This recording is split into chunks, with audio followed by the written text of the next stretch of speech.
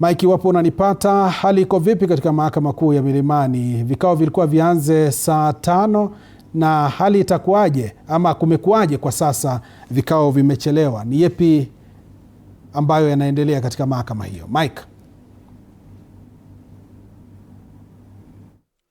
Naam, Swadakta, bila shaka Joash Onsare na kupata katika njia shwari zaidi kutoka hapa katika mahakama ino ya Milimani hapa jijini Nairobi, na ambako muda si kitambo sana tunasubiria kesi ama kutolewa hukumu kwa kesi hii ya aliyekuwa naibu rais Rigathi Gachagua kuweza kufanyika katika makao makuu haya ya mahakama hii ya Milimani, na ambako basi na shaka wale mawakili wa pande zote mbili washawasili katika juhudi tu za kuhakikisha kwamba wanafuatilia kwa ukaribu zaidi ile hukumu na matokeo yatakayo ama kutakuwa kunafanyika namna gani. Kumbuka ya kwamba wale majaji watatu hawajaweza kuwasili katika kikao chao, na muda wowote kuanzia sasa basi na shaka watakuwa wanafanya kuwasili ili waweze kufanya ama kutoa hukumu hiyo ya ni vipi na ambavyo mwelekeo wa kisiasa utakuwa unachukuliwa ama unaelekea kuanzia siku ya leo. Kumbuka kwamba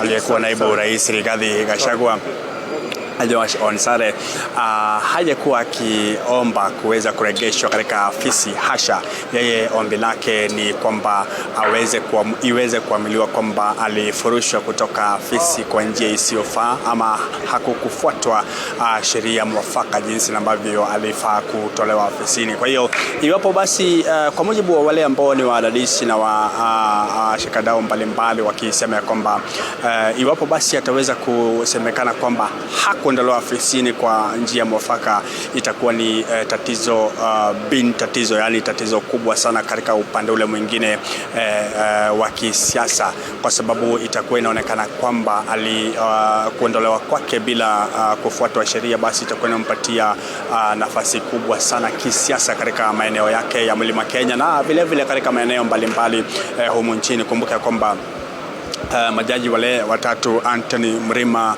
Frida Mogambi pamoja na Ogola wanasubiriwa muda si kitambo kuweza kuwasili katika kikao na kuchukua viti vyao.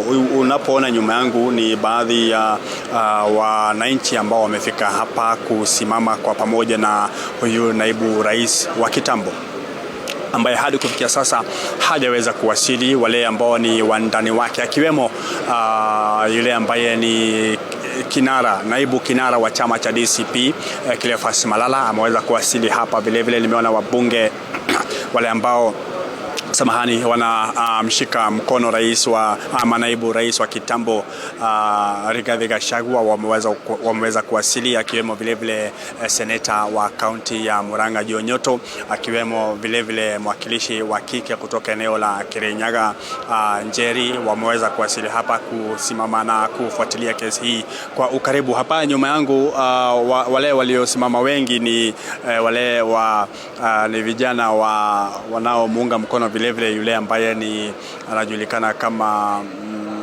Babu Owino, ni wakili ambaye anawasilisha mmoja wa anaitwa Eric Omondi ambaye aliweza kushikwa juma lililopita, na kesi yao ishakamilika hapa. Basi tutakuwa tunafuatilia hayo baadaye, japo kwa sasa tunasubiria tusikize ni yepi ambayo ataweza kutokea hapa katika kesi hii ya aliyekuwa naibu rais Rigathi Gachagua. Tutakuelekeza moja kwa moja ndani tuone ni yepi ambayo yanafanyika kwa sasa watakapokuwa wanafanya kuingia wale ambao ni majaji watatu ambao watakuwa wanafanya kutoa hukumu hii ya mwelekeo wa kesi ya Rigathi Gachagua.